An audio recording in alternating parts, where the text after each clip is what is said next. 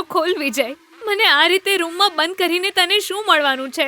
અત્યારે તું અંદર બંધ રહે એ સારું છે. પ્લીઝ વિજય, દરવાજો ખોલ પ્લીઝ.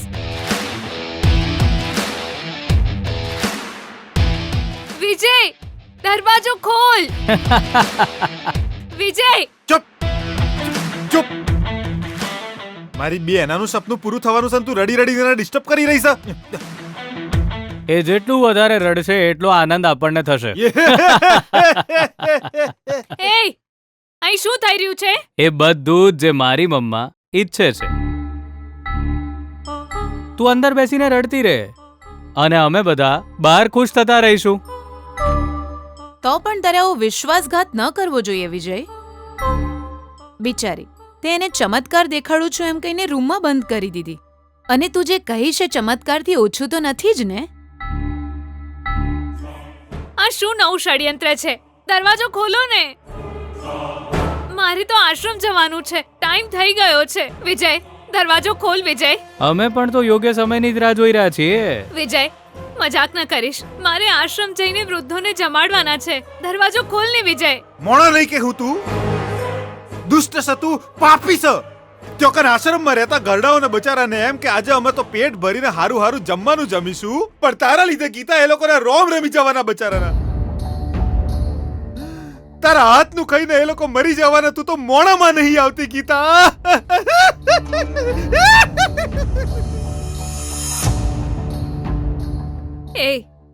એ આ શું બોલી રહ્યા છો? રસોઈ જમીને બધા મરી જશે એટલે? વૃદ્ધાશ્રમમાં જે રસોઈ તું વૃદ્ધોને જમાડીશ ને, હા તો એનું શું? એમાં અમે ઝેર ભેળવી દીધું છે.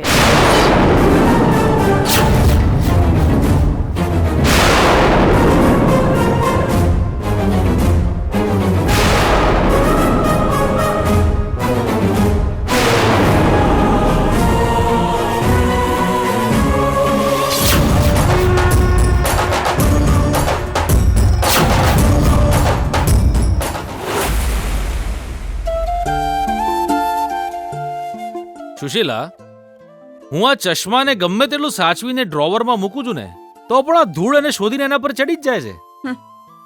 ખરાબ વસ્તુઓ એવી જ હોય છે, સારા લોકોને શોધતી જ હોય છે.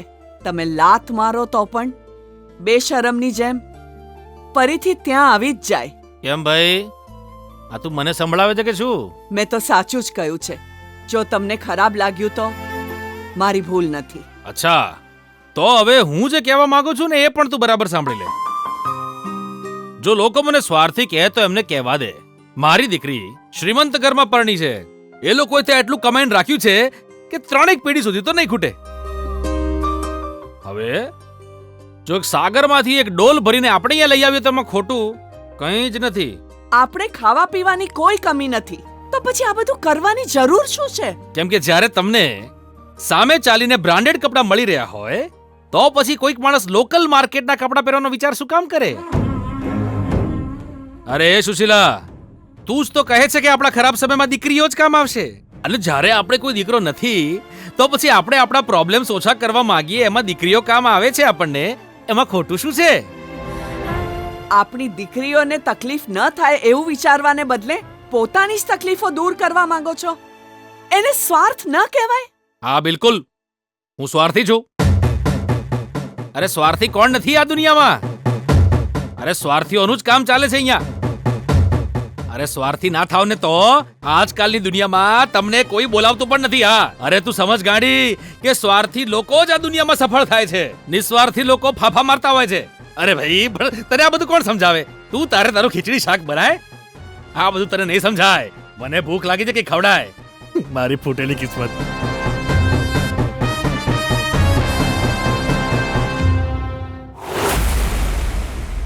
રસોઈ જમીને બધા વૃદ્ધો સ્વર્ગમાં સીધારી જશે. અને તું શ્રી કૃષ્ણના જન્મ સ્થળે પહોંચી જવાની.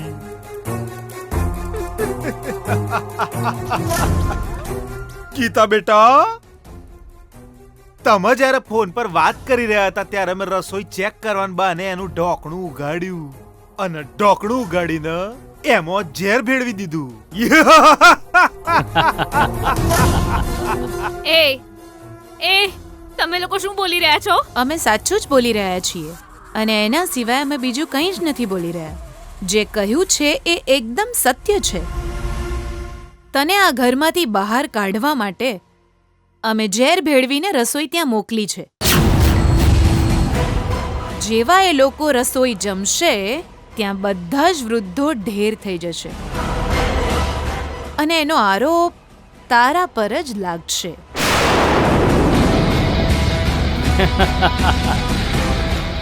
હવે સમજમાં આવ્યું ગીતા? તને અહીં બંધ કરીને કેમ રાખી? હવે તો સમજી ને. જ્યારે એ લોકો મરી જશે તું અહીંયા તડપીશ અને અમે જોઈશું.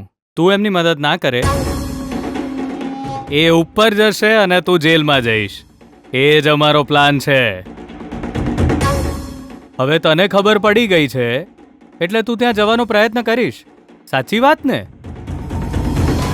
અને એટલે જ તને લોક કરી છે. એટલે હવે એ લોકો રહેશે સ્વર્ગમાં અને ગીતા રહેશે જેલમાં. અને એટલા માટે જ અમે કિરણ અને શ્રુતિને પ્રેમથી લગનમાં જમવા માટે મેકલી દીધા છે. અને તારી ઓલી ચાંપલી જે ગીતા મેડમ કરીને ફર્યા કરતી હોય છે, કમળાને અમે રજા આલી દીધી. તારા ભાગ્યમાં હવે એક જ વસ્તુ થશે અને એ તારો અંત. હવે અમે પણ જોઈએ છીએ તું કેવી રીતે બહાર જાય છે. ચારે તરફથી ઘેરાયેલી છે, બચવાનો કોઈ રસ્તો જ નથી છોડ્યો અમે.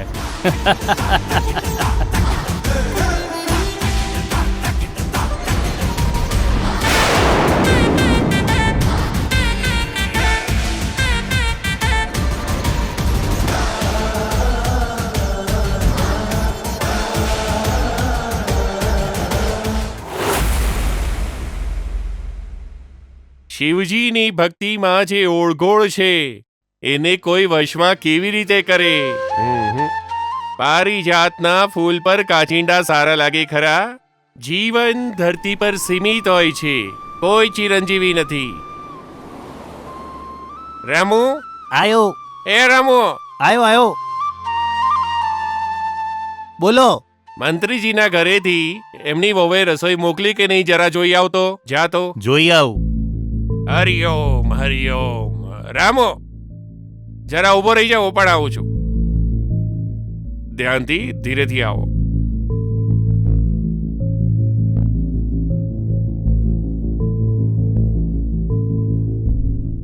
હા રામુ, આ રસોઈના ડબ્બા રસોડામાં મુકાવી દેતો.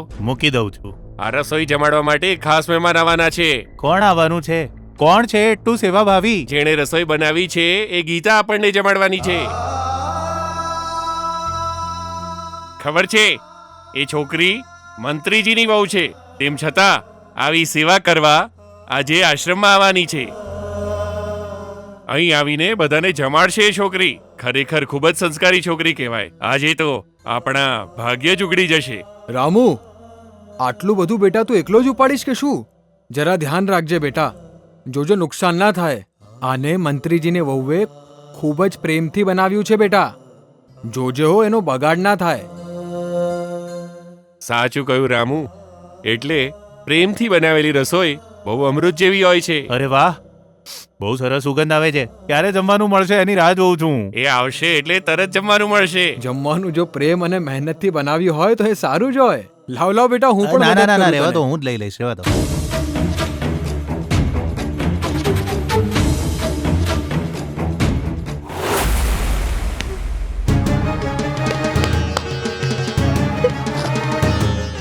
વિજય, દરવાજો ખોલો, દરવાજો ખોલો પાપીઓ.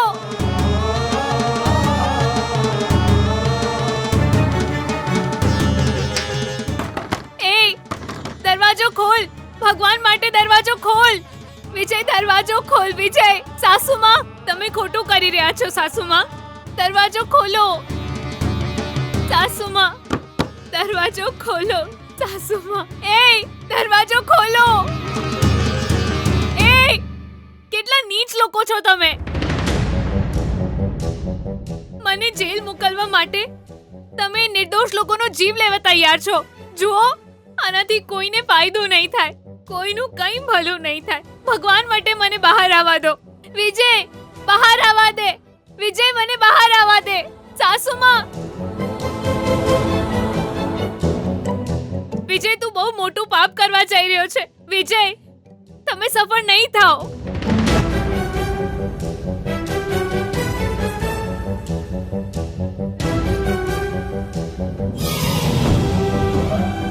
વિજય, વિજય, દરવાજો ખોલ.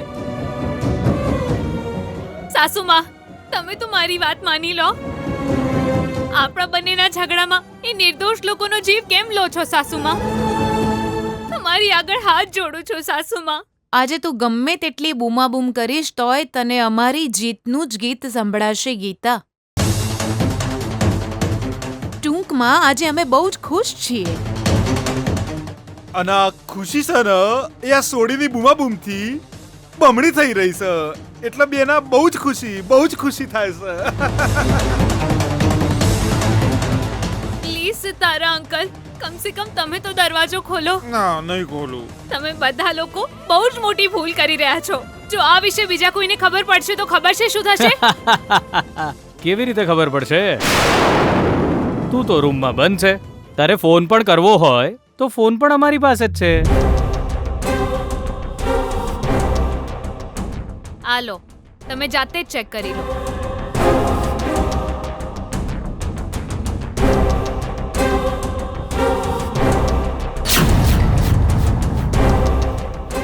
વિજય, પ્લીઝ મને જવા દે. વિજય, પ્લીઝ દરવાજો ખોલી દે. વિજય, વિજય, દરવાજો ખોલ. એ કેમ આટલી બૂમો પાડે છે? હજુ તને છોડી દેવાનો યોગ્ય સમય નથી થયો. અત્યારે આશ્રમમાં તારી રસોઈની સુગંધ ચારે તરફ ફેલાતી હશે. બિચારા વૃદ્ધો શું કરશે? રસોઈ જોઈને તૂટી પડશે અને સીધા ઉપર. એક પછી એક બુઢ્ઢાઓ ઉપર જશે અને એમની હત્યારી કોણ હશે? તો ગીતા. એ પછી અમે દરવાજો ખોલી દઈશું. તું ત્યાં પહોંચીશ ત્યાં સુધીમાં તો તે રસોઈમાં ઝેર ભેળવ્યું તું આ સમાચાર અમે ફેલાવી દઈશું. પોલીસ આવશે, તને પકડી જશે. તારા સસરાજી તને બહુ જ વઢશે, તને ગાળો આપશે, એ તારાથી નફરત કરશે.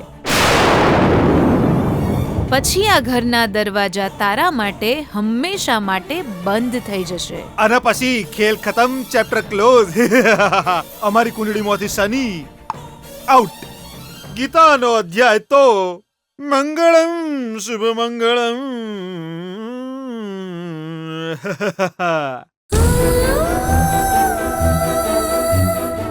ના, દયા કરીને આટલું ખરાબ ના વિચારો. તમારા સ્વાર્થ માટે કોઈના જીવ સાથે રમત ના રમો. વિજય, દરવાજો ખોલી દે પ્લીઝ. વિજય,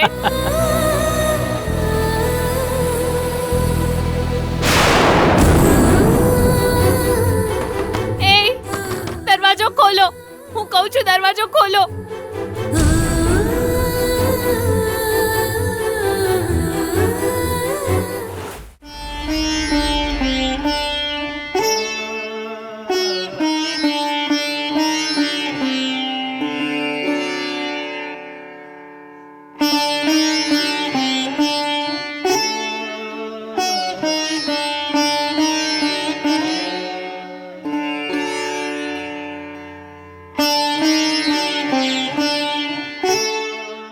હેમુ, બધું તૈયાર તો છે ને?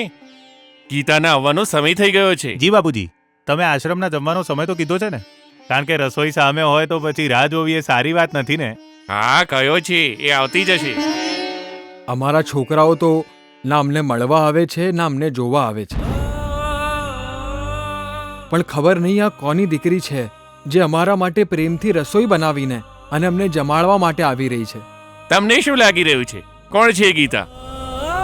મંત્રીજી સૂર્યપ્રકાશની વહુ છે. એમ? મંત્રીજી સૂર્યપ્રકાશની વહુ છે? એમણે આ રસોઈ મોકલી છે?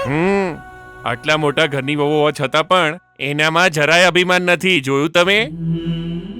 બધા સાથે કેટલા પ્રેમથી વાત કરે છે. આ આશ્રમ તો ચાલે જ છે મંત્રીજીના લીધે.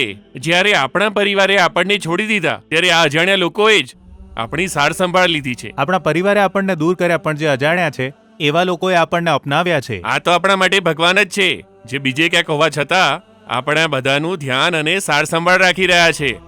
આવા છે એ લોકો. એ ભલે ગમે તેટલા વ્યસ્ત હોય, પણ આપણા આશ્રમની જરૂરિયાતને એમણે ક્યારેય અવગણી નથી. હવે એમની વહુ કોલેજમાં થયેલા ઇલેક્શનમાં જીતી ગઈ એની ખુશીમાં આપણા માટે રસોઈ બનાવીને આશ્રમમાં પીરસવા આવી રહી છે. પોતાની ખુશીને બીજા સાથે વહેંચવી એ કેટલી સારી વાત છે ને. ખરાબ સમયમાં મદદ કરે એ જ ભગવાન.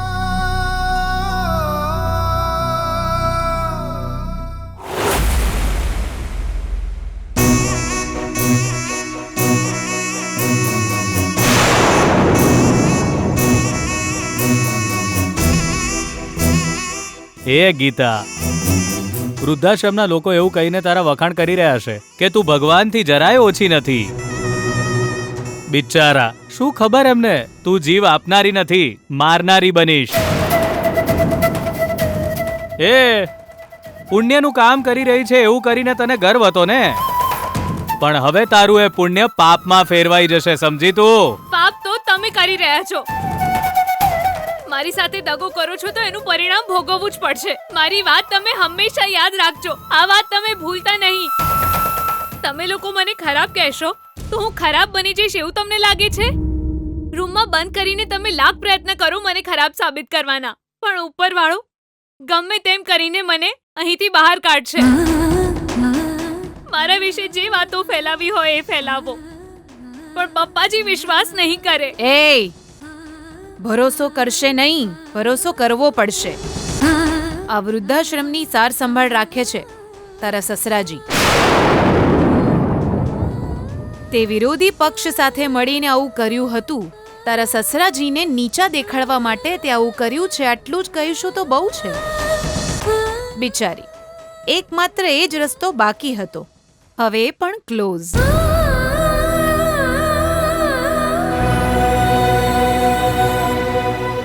અમે જ તારા સસરાજીને વિશ્વાસ અપાવ્યો છે કે રસોઈ તે તારા હાથે જ બનાવી છે. વાહ વાહ બેના.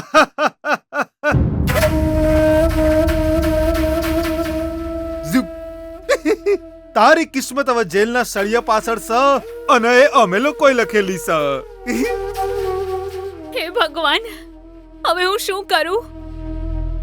આશ્રમના લોકોના જીવ કેવી રીતે બચાવું? ના, એ લોકોને કંઈ જ ન થવું જોઈએ. આ ઘરની ઇજ્જત ના જવી જોઈએ. ભગવાન, તમે જ કોઈ રસ્તો બતાવો.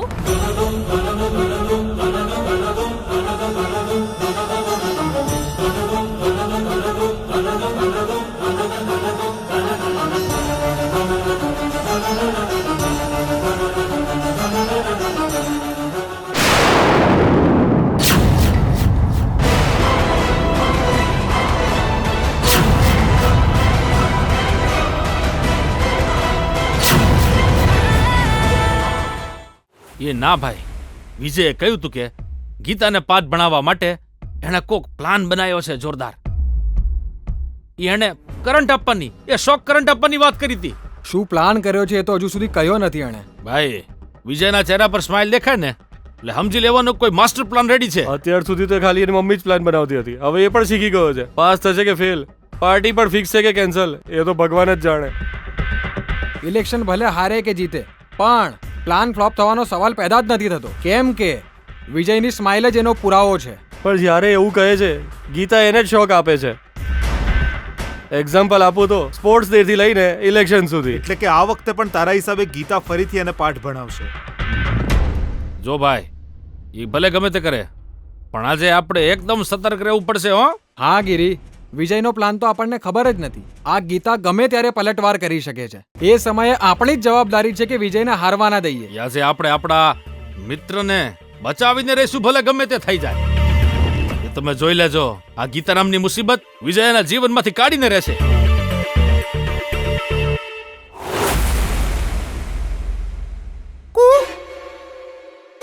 બેના નો સાઉન્ડ અંદરથી કોઈ અવાજ નહીં આવી રહ્યો ચોક આપણા ટોર્ચરના લીધે એ મરી બરી જ નહીં જઈ ને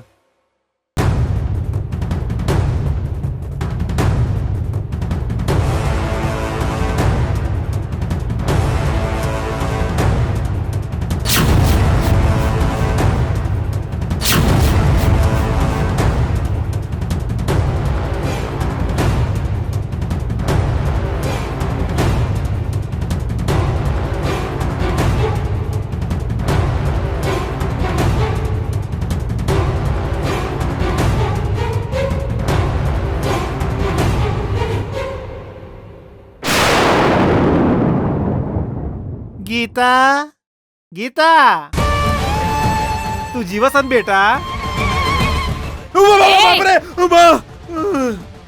અમ્મા જુઓ તમે લોકોએ આ દરવાજો ના ખોલ્યો ને તો હું મારી જાતને મારી નાખીશ. તને તો અંદર બંધ કરી રાખીશ યમરાજ અંદર કઈ રીતે આવશે એ તો ત્યારે જ આવી શકશે જ્યારે અમે દરવાજો ખોલશું બેટા આ રીતે તું બ્લેકમેલ કુને કરી રહી છે અમને એય હું તમને છેલ્લી ચેતવણી આપી રહી છું. દરવાજો ખોલો નહીં તો મારો જીવ આપી દઈશ. સાંભળો છો કે નહીં તમે? એ દરવાજો ખોલવા માટે તું નાટક કરી રહી છે ને ક્યારની. જો તું આ રીતે ખરેખર મરી પણ ગઈ ને કોઈ ફરક નહીં પડે. જલ્દી મરી જા તું. ચાલ.